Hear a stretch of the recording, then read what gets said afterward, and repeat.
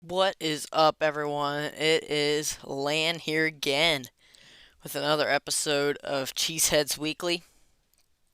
This is a big one, the draft show here for the 2023 draft upcoming this Thursday night.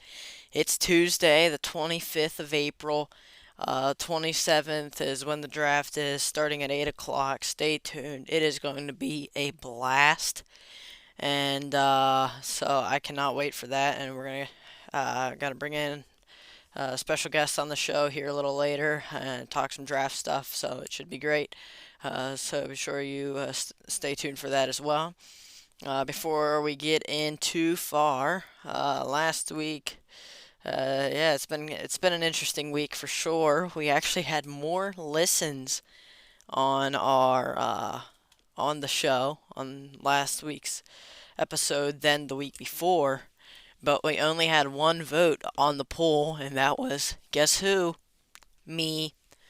Yep, it was me. I was the only one who voted on the poll. Now I realize if you're not a Packers fan, or even if you are a Packers fan, you might not be into the draft stuff. You might not get into that sort of thing as deep as I do, and that is perfectly fine. Or maybe you get into it deeper. There's plenty of people that do that as well. Um, but I think the draft is really fun. I personally do not blame you one little bit if you don't want to waste your time doing that. But it's just a lot of fun looking into the draft stuff. And so, for all you draft lovers, here we go. This is the episode for you. So yeah, we do have the Q&A and polls on Spotify. Be sure to tell your friends about the show. Keep bringing people in. There is a link in the description to send in a voice message, question, or your hot takes about my takes. Just give me anything, and it'll be fun. The podcast is available on Spotify, Google Podcasts, iHeartRadio, Stitcher, and Pandora. New episodes every Tuesday. You can hit the bell on Spotify to be notified when a new episode comes out. And also rate the show. That would be very helpful as well. So, to start things off, we have some major breaking news. I am so excited to see this. Aaron Rodgers has been traded to the New York Jets. Could not wait to get that out of my mouth. You might have noticed I got through the intro rather quickly. It was hard to do the intro without saying anything about it.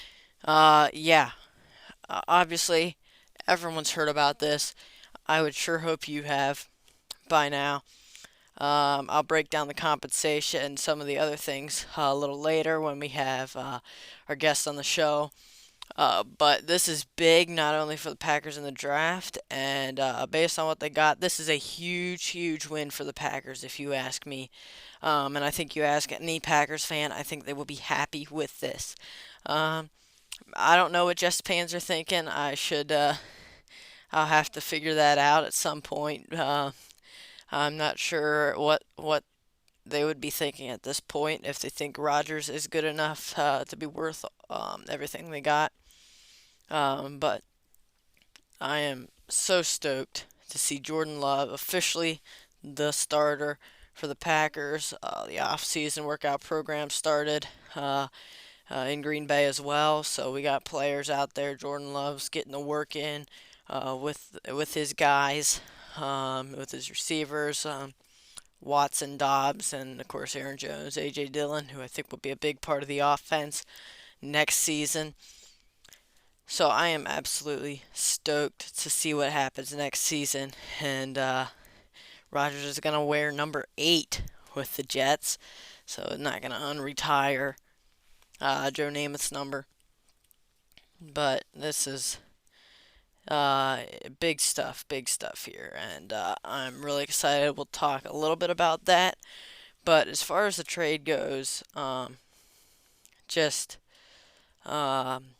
it is a big win for the Packers. It really is. And I think Brian Gutekunst and Mark Murphy, Packers front office, they did a great job standing their ground, um, letting everything come to them, making sure they got a good deal, and I think they really did. They did a really good job doing that, and they had nothing to lose. Rodgers was not going to be back. They knew that. They knew that. Rodgers said his intention was to leave, and they were going to honor that. The Jets wanted him. They wanted him bad, and the Packers knew that. And they obviously 2023 compensation was big. They got that. Um, Gutekunst just checked all the boxes. He checked off every box, and now they have lots of premium draft capital this year, and possibly beyond as well, to draft some top guys. Hopefully, some guys on offense to help out Jordan Love, some pass catchers, linemen maybe, but lots of other positions of need for the Packers as well. So let's go ahead and dive right in uh, to some draft talk here and bring our guest on the show.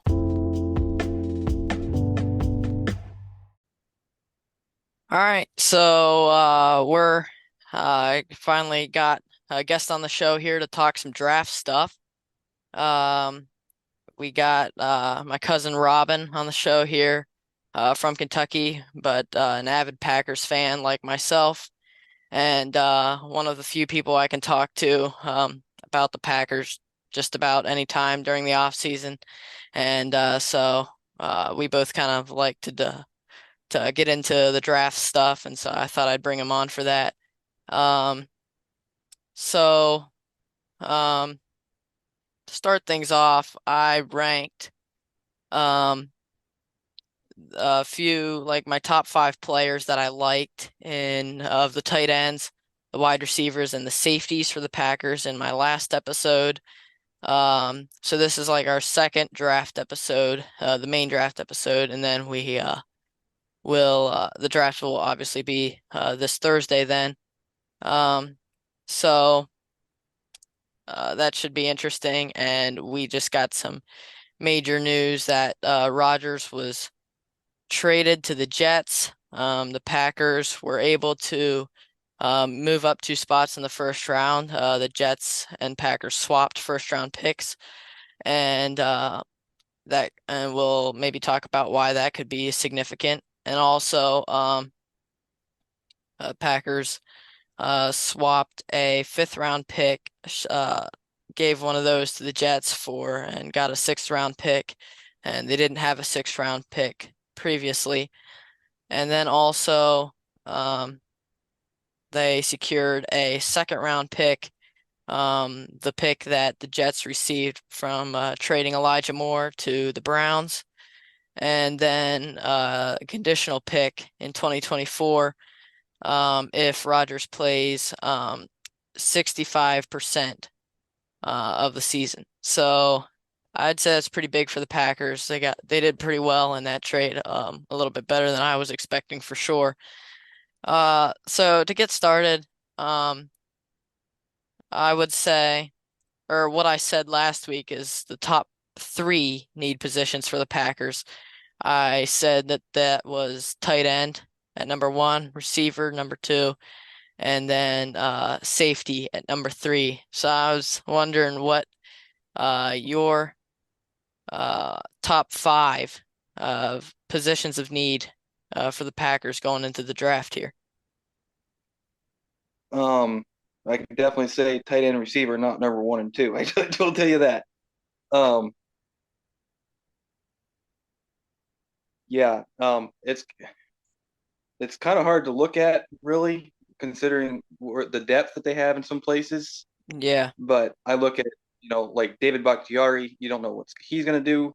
Mm-hmm. I mean, he's getting up there in years, and obviously they're looking to get younger right now. Yep. So I don't know. I think not sure when Preston Smith's uh, contract expires either, which obviously Kingsley or Angerbor last year looked pretty solid in limited action. But obviously you still want, you want more than just that, probably. Mm-hmm. So that's one I would look at. But as far as ranking, um, I would really early on, I would set safety number one. I'm not sure if I still say that or not. Um, it kind of depends, I think, if Barry can get out of Savage what Savage is capable of. Yeah. My my biggest thing is, can Barry, you know, put round players in round slots and squares in square slots and that sort of thing. Mm-hmm. Yep. Because so far he's looked much as I hate to say it, a little bit like Dom Capers when it comes to that kind of thing. Yeah. He has a bad seem at least so far. I don't want to bad talk anybody necessarily, but it looks like he's not putting our good players in a position to succeed at the best of their abilities. Yep. That's just the way I was taking it. Now, obviously, they Mm-hmm. did play really good defense the latter half of the season last year, um, and obviously Stokes being hurt and not quite as good, obviously, as his first year didn't help anything. Yeah.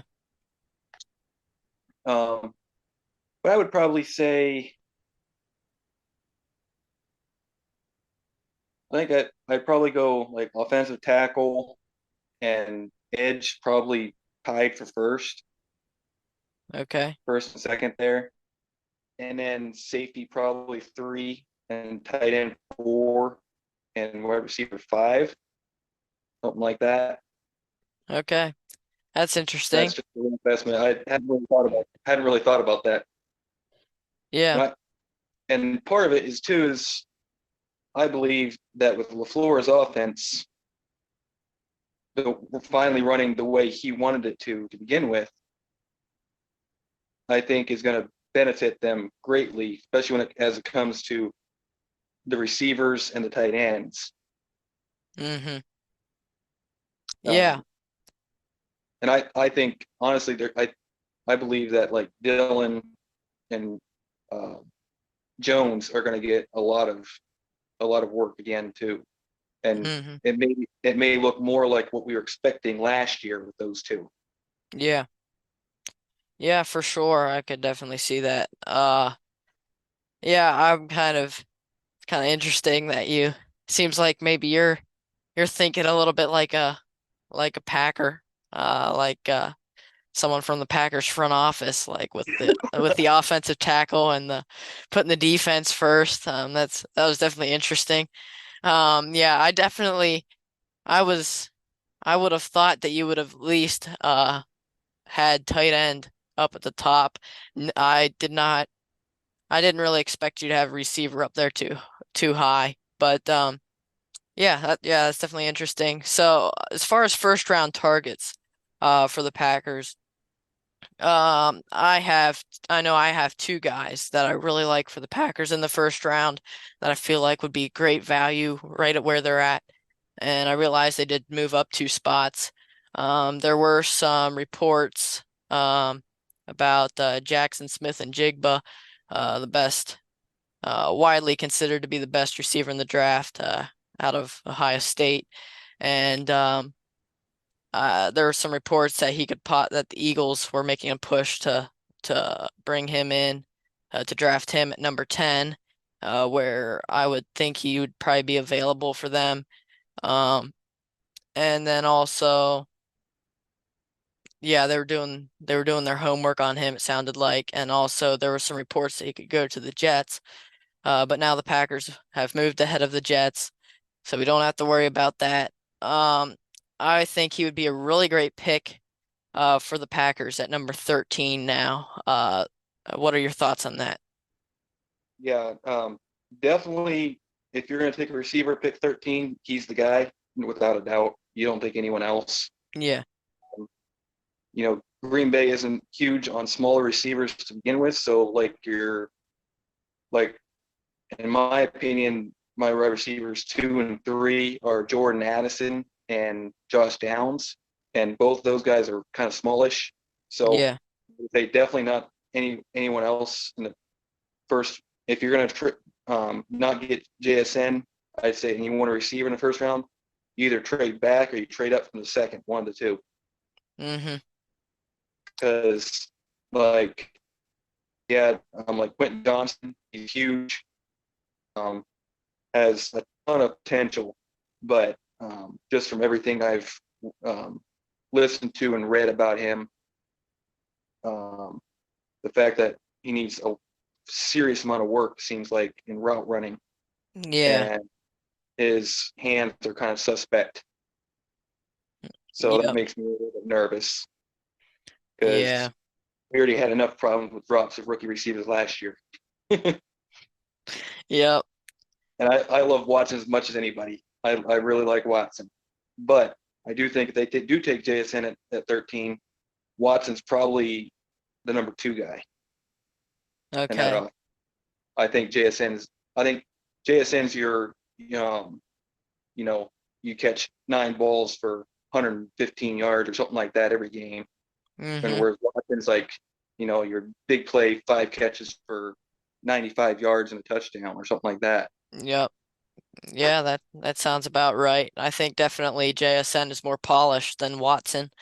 I do think Dobbs maybe could be a really good route runner. We saw him running better routes than Watson last year, at least from the different some film I was watching. And so I think he could Dobbs and JSN could combine do really well. I think Dobbs having time to heal from his injury will help him out a lot too, because I think he wasn't really the same after the ankle injury. And Matt LaFleur actually made a slight comparison there to Devontae I saw Adams. that. Yeah, That was that's high play. yeah, yeah, exactly. I was not really expecting that. LaFleur doesn't really tend to compare players to great players like that very much. So that's definitely an interesting comment. The other guy I was thinking I would really like to see the Packers take is Lucas Van Ness out of Iowa. I've been intrigued by him since the beginning. I really like that guy. Yep. Yep. Yeah, same. I like that he's big and athletic, like the Packers like, and he's also potentially got some versatility to move inside, to play inside some as well. So that could be nice. So what are you thinking about that? Yeah, I definitely like Lucas Van Ness. Obviously, it seems like a long shot at this point in the draft process, but if Tyree Wilson would fall, I would be thrilled. That Yep. would be one guy. That would be one guy I'd be interested in possibly moving up for. Okay. Tyree Wilson. Obviously, depending on cost.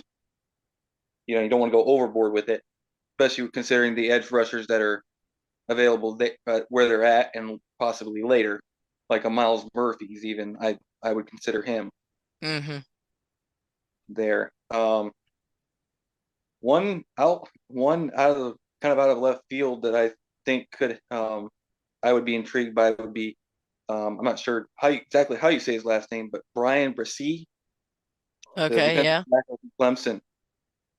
I'd be intrigued with him because Mm-hmm. it sounds like this past season, obviously he was kind of went by the wayside a little bit, but when you read into it and the reasons why, it makes a lot of sense Mm-hmm. why he was struggling a little bit. I mean, he was dealing with the loss of his sister or someone close to him. He lost. He had an injury that he's working through. So, you know, that'd be one guy I'd be intrigued, especially for like the long term. Now, Yeah. and I also like the front three they have, but you can always use more depth, Yep. Absolutely. especially at that position when you're rotating out so much. Mm-hmm. Yeah. It's Um. not like the old days where guys are defensive linemen are playing 85% of the snaps. Mm-hmm. Yeah. That would be an interesting pick. I think it would be a pretty good value. I feel like there's not a whole lot of guys. at that spot that they could potentially get that the Packers really like that are really Packers type players. I think Miles Murphy would be another guy. And yeah, pretty much those four players like JSN, Lucas Van Ness, Miles Murphy, Brian Bresee. I can't really think of too many others Uh, other than possibly an offensive tackle there. but that's what I was thinking. If now I'm biased because his grandfather, I think, played for Green Bay back in the '60s, but Bob Skoronski, Oh, or maybe not. No, Bob was his grandfather's name. Peter Skoronski Jr. or something, whatever his name is. yeah. Now obviously he's got some. I guess the difficulty there is he has shorter arms, but same.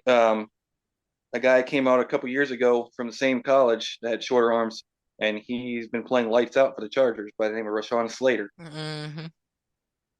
So I Yep. don't know how much that, and I'd be happy with Paris Johnson there too. Honestly, Okay. Yeah. those two for sure.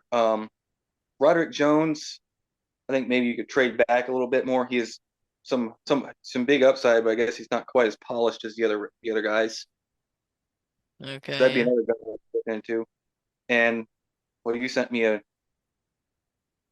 mock draft simulator picture the one time, and where they took Christian Gonzalez. We had Christian Gonzalez there.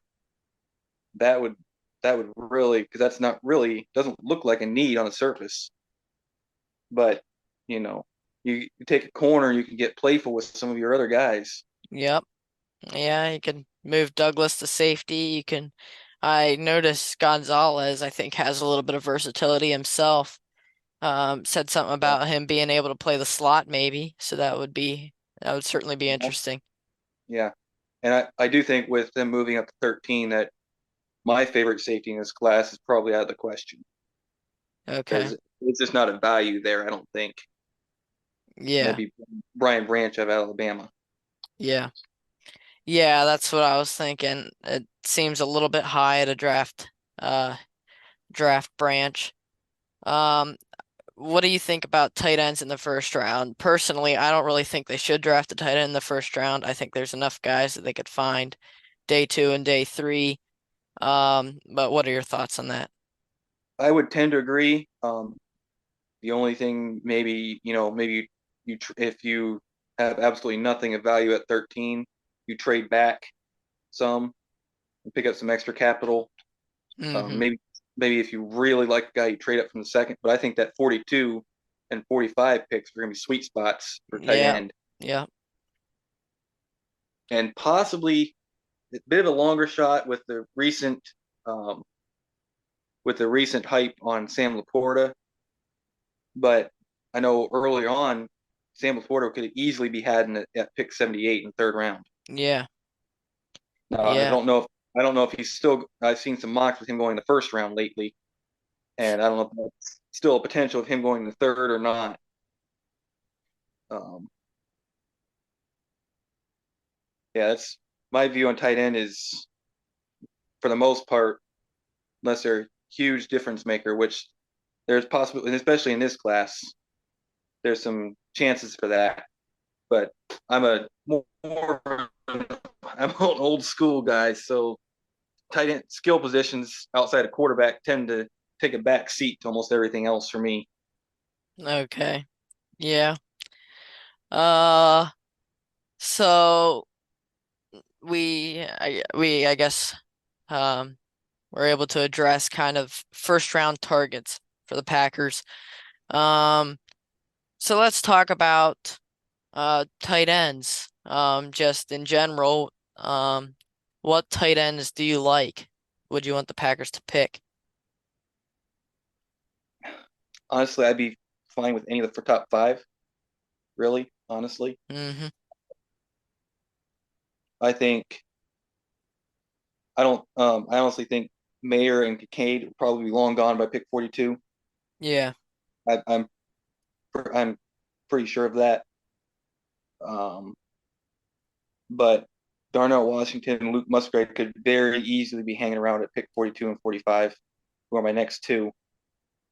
Either one of those guys. Like I said, Laporta could be a guy that there again, he might be a value there at 42, 45. He's not, he comes from Iowa. So Iowa tight ends have a kind of a theme going here. Mm-hmm. Uh, and he was a featured part of that atrocious offense last year for Iowa.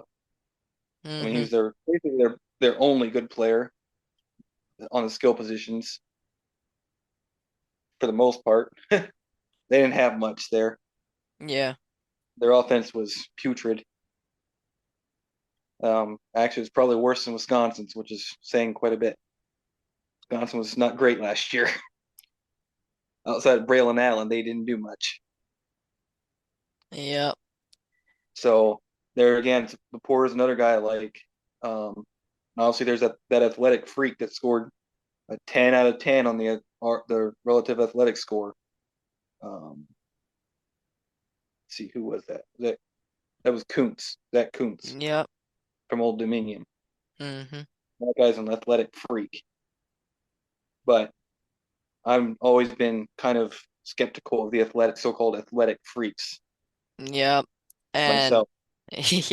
yeah, if they picked him, I would want it to be on day 3, just because Yeah, he lacks polish of any kind, honestly.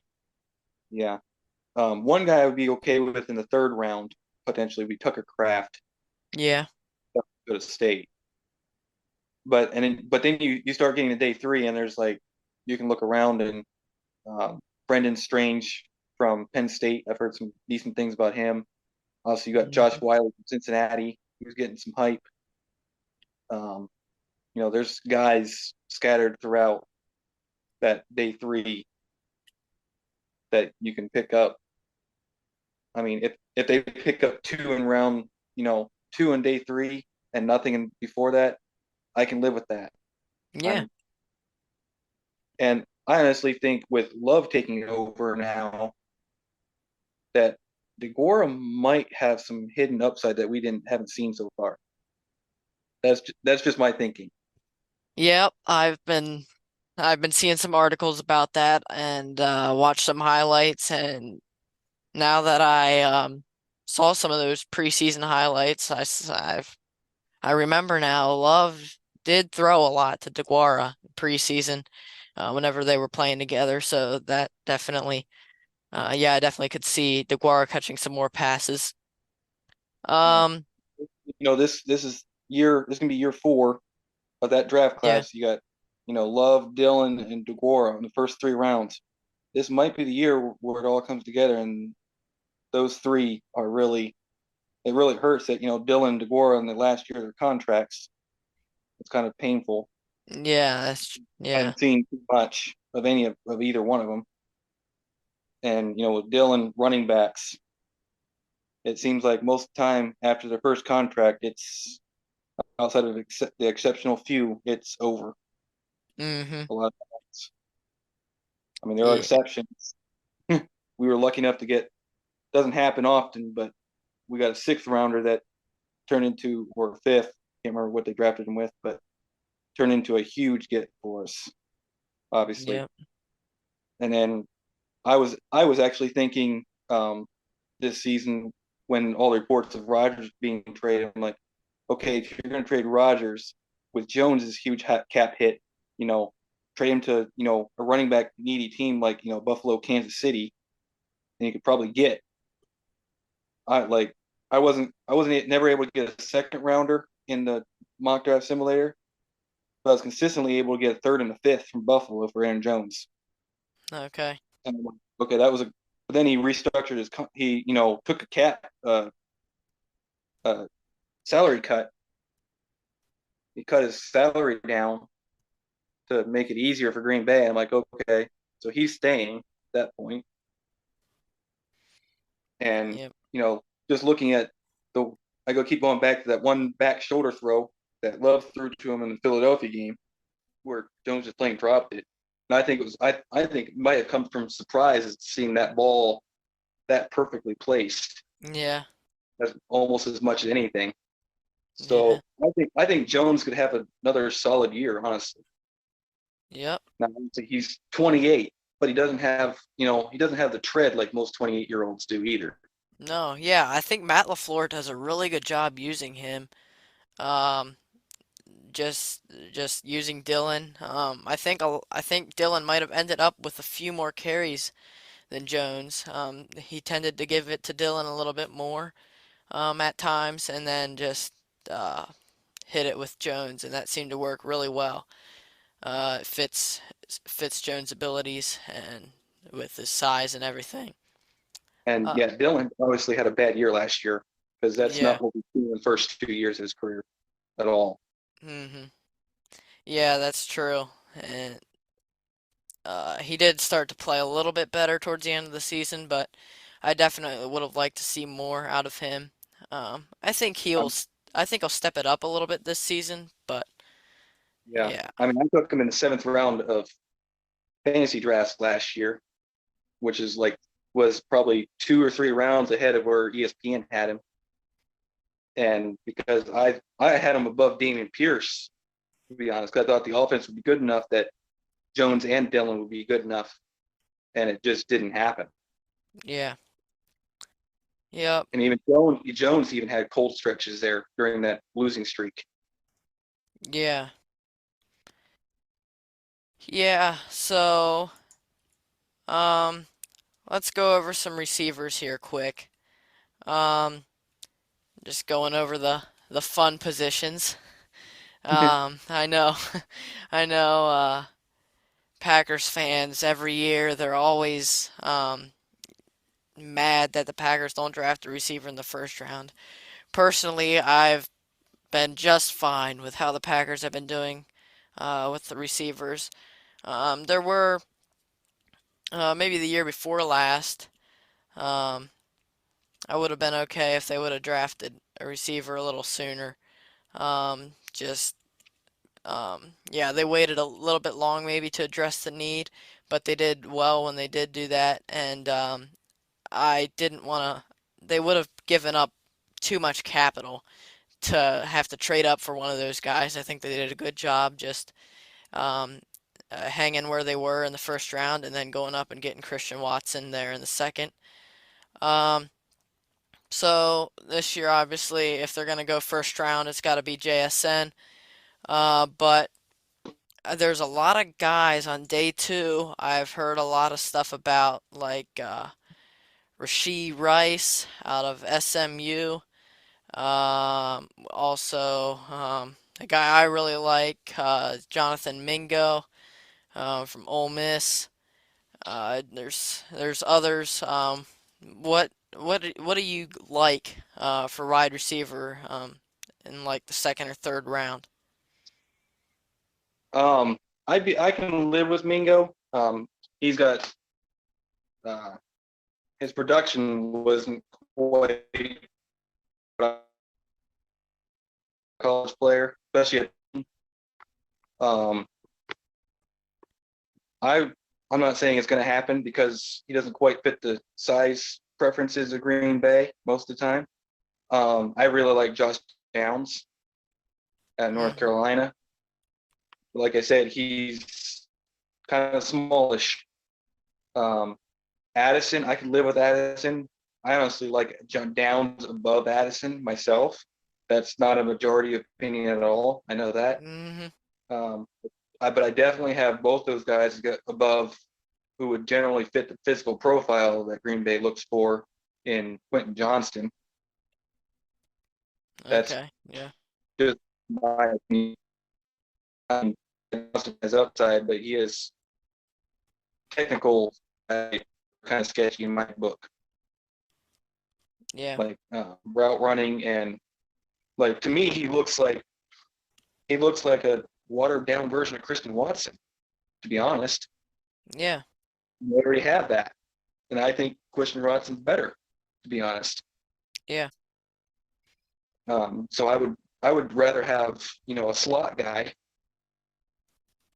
someone that runs in the slot a fair amount versus another big fast deep threat who And I honestly think Watson runs better routes than Quentin Johnson, probably. Um, trying to find an outlet. My phone's dying on me. Yeah. I think Rashee Rice. He's been getting a lot of buzz. There's he fits kind of what the Packers like in a receiver. Um, pretty good run after the catch ability, which I think they'd like. Just be able to get in the ball in his hands, and that would help for Jordan Love as well.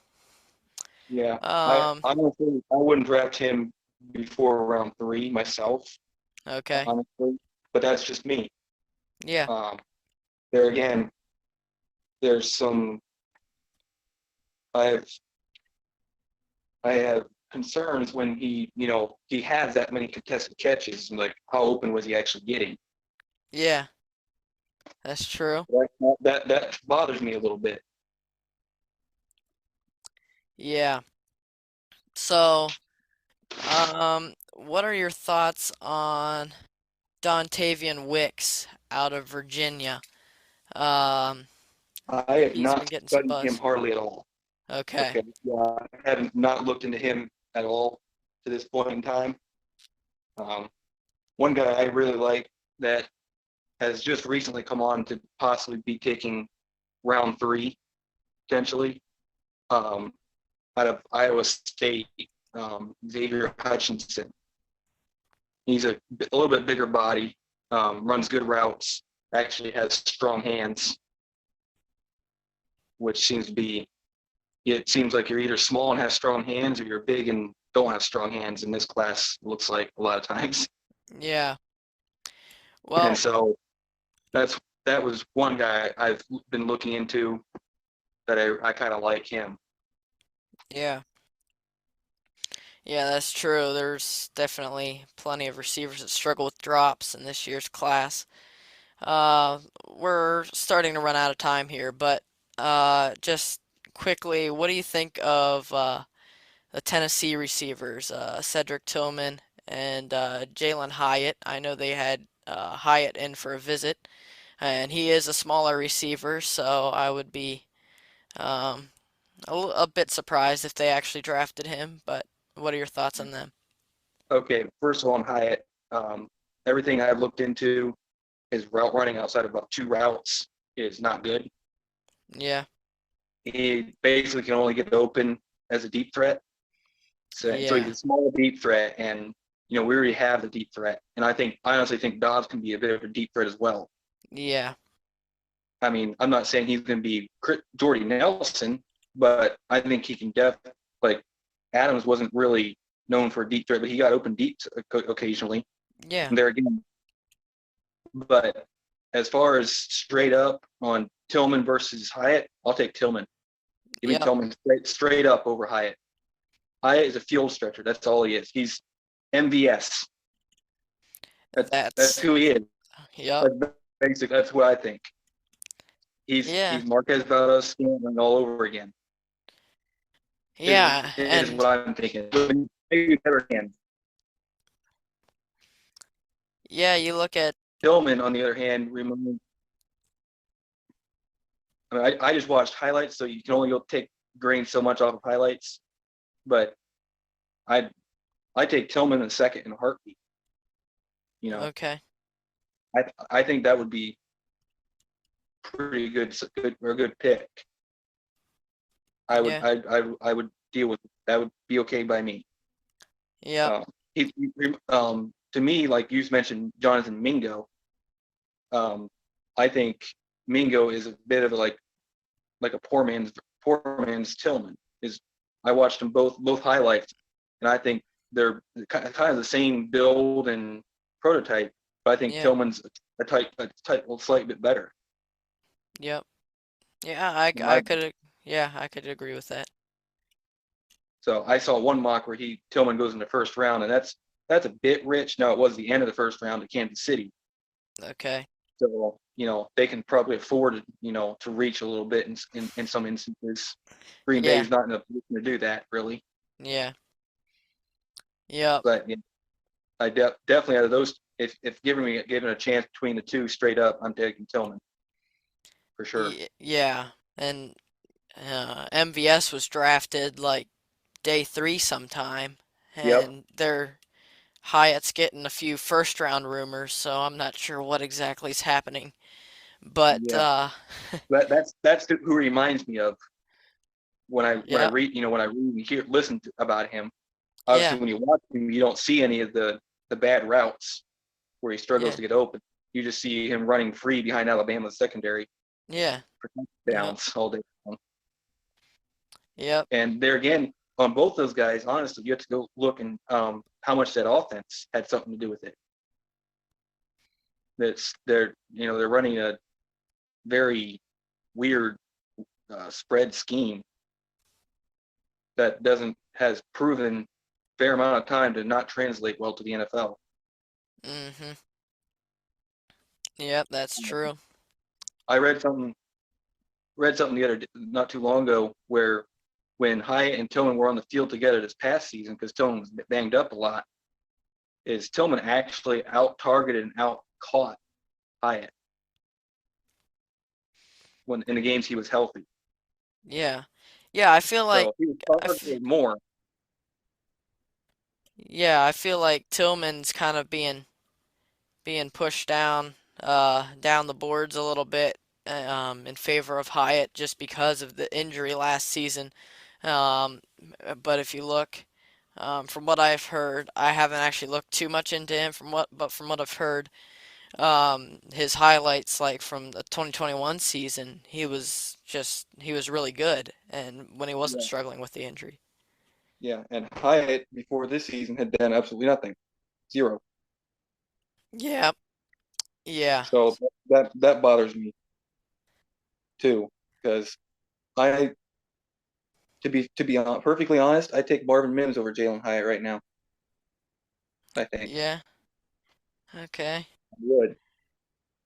There again, Yeah, that's just I probably would too, just based on skill set. Now, obviously, I don't see the Packers drafting either of them just because of the build. Although apparently they're more likely to draft Hyatt, maybe just because of the visit. But yeah. I wouldn't bet on that necessarily, especially because I think Green Bay's not going to value him as highly as some other team, like yeah, like the Chargers or the Cowboys, who could use a field stretcher to hmm, clear up things for their other guys. Like I was listening to a dynasty fantasy football podcast, and they were talking about or YouTube channel, and they were talking about Hyatt, and they said, go to Chargers and opens things up for Keenan Allen and Mike Williams. And he goes to the Cowboys and opens up things for CD Lamb and those guys. That's, in my opinion, that's who he is. yep, that's true. That sounds about right to me as well. And so for me, I wouldn't take him. Definitely wouldn't take him before the second Yeah, for sure. yeah. Yep. Yeah, it kind of depends what team you are, for sure. But yeah, I definitely don't think he's that great of a fit for the Packers. I Yeah, think I would be fine with another deep threat, but you gotta be able to run routes too. They need a little bit of everything, yeah. from That's the one receiver. thing you can learn a little bit, but there again, this small build may hurt the guy. But one guy I've grown to like quite a bit is and he's actually gotten some now he's getting some buzz for day two finally. He he was look when I first started doing mock draft simulators, he was being drafted in the fifth, sixth round, and he's finally getting up there where he's drafted in the fourth, late third. Is Jaden Reed out of Michigan State. Okay, yeah. He's kind of smaller, but he's an animal out there in the field. I mean, he goes up and makes contentious catches against guys that are much bigger than he is, Mhm. and he runs good routes. And yeah, he's um, yeah, an absolute dog out there. Yep. Well, we're out of time, but it was great talking to you. Great to hear some stuff. You definitely um, I definitely learned something from that, and yeah, getting me excited for the draft, especially with some of these new picks they got from the Jets. So they should be pretty well stocked come draft day, Thursday night here. So I'm definitely stoked to see what happens, see who they end up drafting, and definitely cannot wait. I'll do some more research on some more players, just on my own time before Thursday. Have a little fun with that. Do a few mock drafts with the simulator, and we'll see what happens. But it was great talking to you, and maybe we'll have you on the show some other time. That would definitely be great. And yeah, I guess I'll talk to you later. So that mostly concludes our discussion and this episode for second draft preview for the Packers. Obviously, we didn't dive in a ton to draft stuff as other podcasts do, but if you want a podcast that does do that, Andy Herman of the Pack a Day podcast does a great job. I really like his stuff. I've been listening to some of his stuff, listened to his deep dives into different players like Lucas Van Ness, JSN. He does Murphy as well, and different other ones, numerous other ones like Brian Brissy, I believe he did as well. I've listened to Lucas Van Ness, JSN, and Tucker Kraft, Sam Laporta, some other tight ends. Does all the top tight ends as well. So he does a great job over there. And also some other folks they have on the show there. They do multiple episodes every day and lots of draft stuff. So if you want to really dive into some of that, that's the show for you. And especially like Andy Herman's breakdowns of the players. So yeah, thanks for listening to today's episode. Like I said, in the first round for the Packers, I'm looking. I would be stoked to see either Lucas Van Ness or JSN get drafted, but I would also be fine with Murphy or Brissy, two Clemson guys. Um, so I would be fine with them as well. Miles Murphy, Brian Brissy. Um, they've been getting buzz. I think they would be good values. And yeah, second round, like to see tight end. And but we'll see what happens. I expect the Packers to address their needs. I think they know what their needs are. They said they're going to address edge rusher, and they think it's a good class for that. So yeah, we'll see what happens. I'm very excited. Can't wait to see what happens. And they got all that extra capital moved up to the 13 pick, so that gives them a nice shot. And I've heard rumors that the reason they did that pick swap in the first round is to maybe move up and try to get JSN. So maybe he's a guy they like. That'd be kind of interesting, kind of ironic in a way, as soon as Rodgers leaves. In a swap that they do in a trade, as they trade away Rodgers, they pick their first receiver in the first round in like forever, since 2002 when they selected Javon Walker. So yeah, that would definitely be interesting to see what Rodgers' reaction would be to that. He probably wouldn't say anything, but yeah, definitely be ironic if that was to happen, switch over to Jordan Love and draft a receiver in the first round.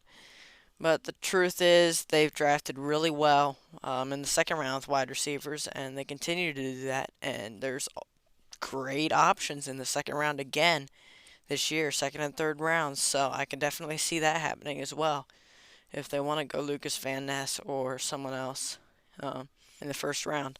So I hope you enjoyed the episode. Um, Stay tuned for draft, and I will discuss who all they drafted in next week's episode. So that should be fun for sure. Um, Follow the show, rate the show, participate in the Q&As and polls on Spotify, and please send in a voice message. That would be great as well. Get some extra discussion in here, and I'll talk to you later. Goodbye.